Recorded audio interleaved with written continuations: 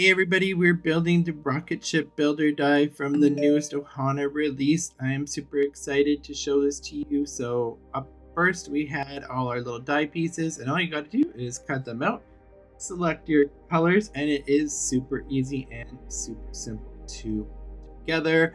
When putting it together, this little tail piece, you're going to want to put it on the base as well as the top fin.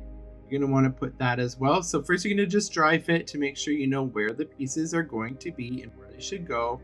And you can see here, I am just gluing everything down nice and easy onto my base. And of course, you use whatever colors and whatever materials that you want to use.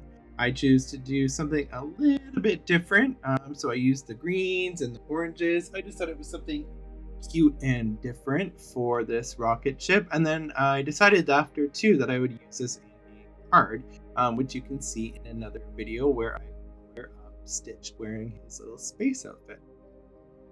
So you're going to put that second fin onto the bottom, and then the little gear pieces and where you put the money in and what makes the little spaceship move. And of course, again, you can color them anything you want. These pieces do fit in a particular way, so you want to set this little piece back a little bit further.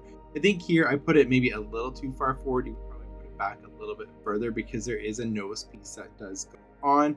So you can see here, I just kind of set it in place. But yeah, if you wanted to, you could go back a little further. And then again, here's my little nose piece that goes right on there.